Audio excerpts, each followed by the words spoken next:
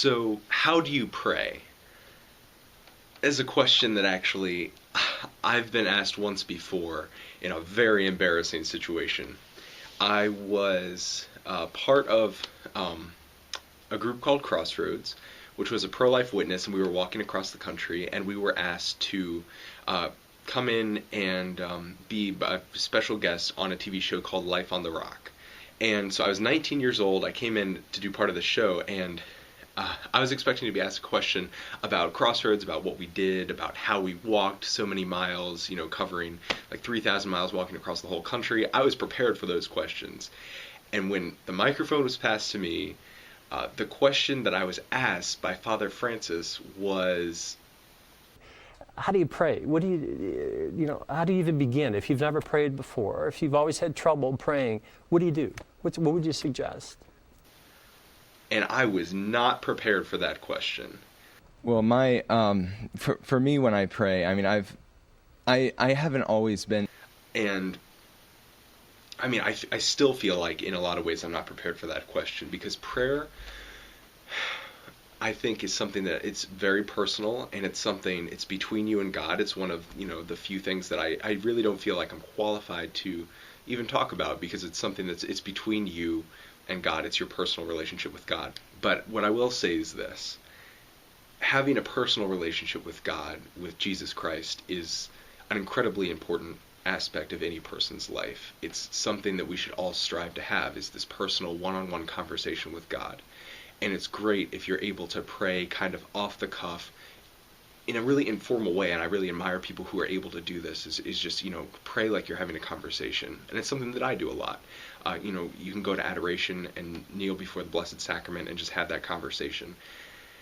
But it's not always easy. In fact, for me at least, it's rarely easy, and I don't think there's anything wrong with that. If you have trouble praying, there's nothing wrong with you or wrong with the way that you're praying. Prayer is just a hard thing to do.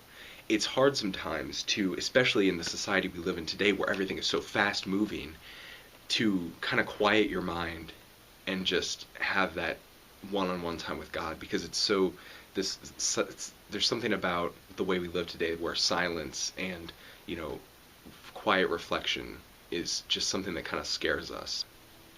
And sometimes I think what it takes is to just get away from all that and just leave people and the distractions behind and just take some time to pray. But sometimes I think that's really what we need. Sometimes I think that's really what I need.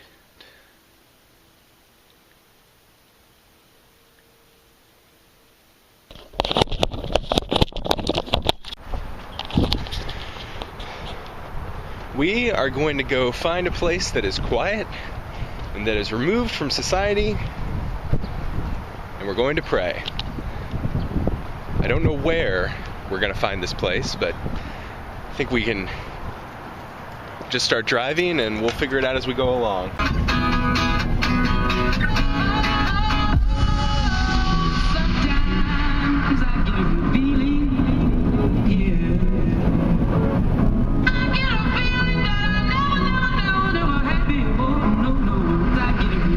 This is actually part of the problem. There's music on the radio. There's cars cutting. There's this a-hole cutting me off. There's distractions all over, and this is just our life. We're just used to it. And so, where do we have time for prayer? It fits in nowhere in our life. This is your fault, Flo Rida. Your fault.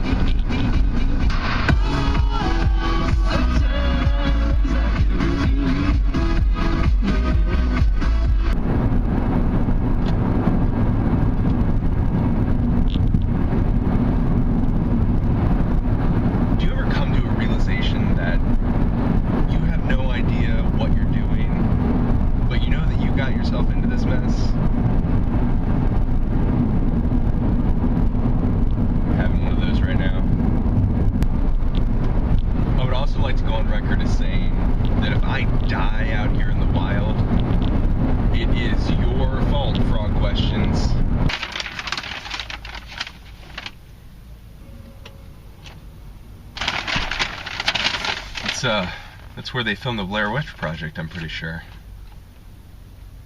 That's pretty secluded. Map folding has always eluded me.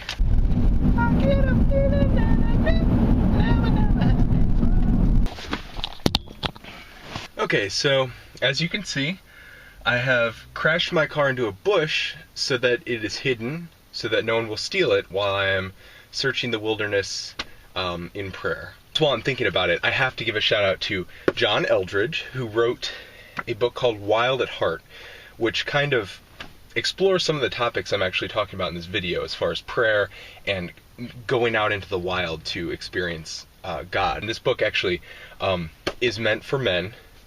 John Eldredge also co-authored a book that is meant for the same topic, covers the same topics, but for women. I'm not sure what the title of that book is. Probably Wild in Your Ovaries or something.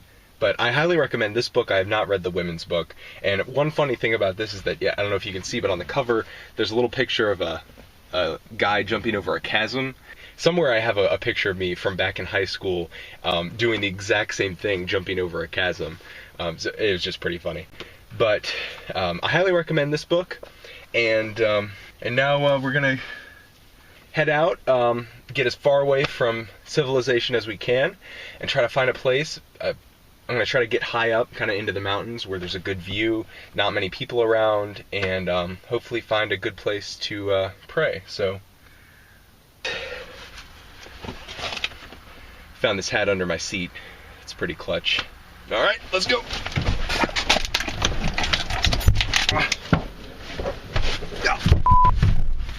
Oh, God.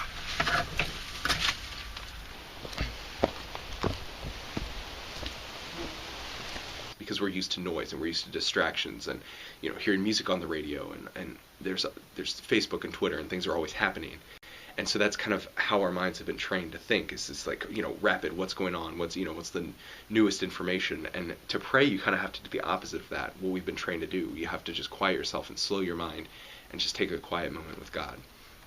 And so one thing I think does really help is I do love repetitive prayer, like the Our Father and the Hail Mary. I've grown up with just, the Our Father, the Hail Mary, you know them by heart. Just saying the words, even though sometimes it's hard to focus, just saying those prayers, like praying the rosary, or my favorite meditation is the Chaplet of Divine Mercy. For the sake of his sorrowful passion, have mercy on us and on the whole world.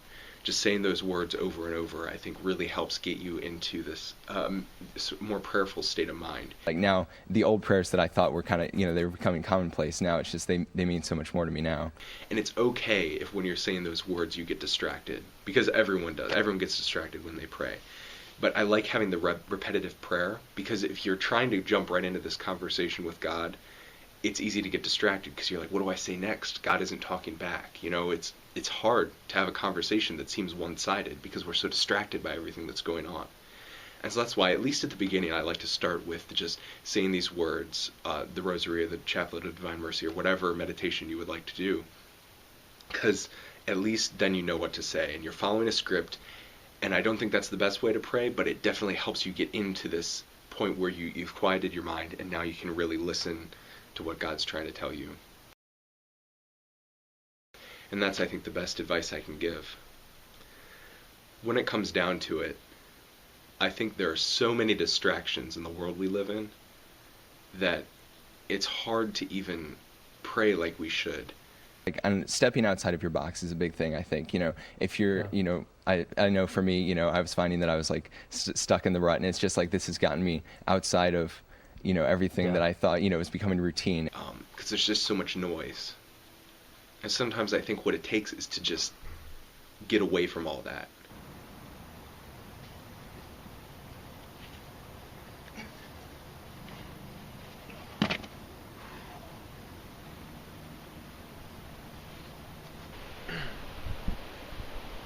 Made it to the top. It was a heck of a climb.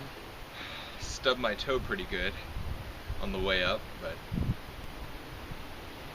there's just something to be said for getting away from all those distractions you have, at home.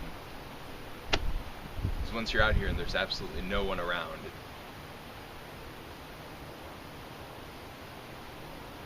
I think that's the hardest part. Secluding yourself enough away from all those distractions to really be able to have a conversation with God.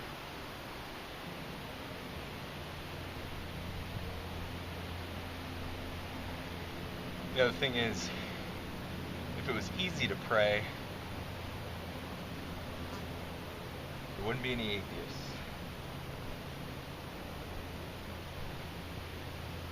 If you look in the Bible, Jesus and John the Baptist and Elijah, they would go out for a long period of time into the desert or just away from society and just focus their mind on God. And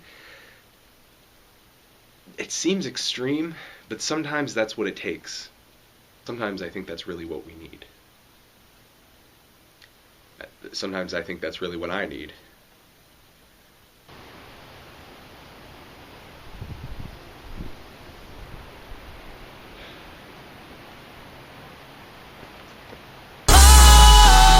Sometimes I get a good feeling, yeah. I get a feeling that I never had before. No, I get a good feeling, yeah. Oh, sometimes I get a good feeling.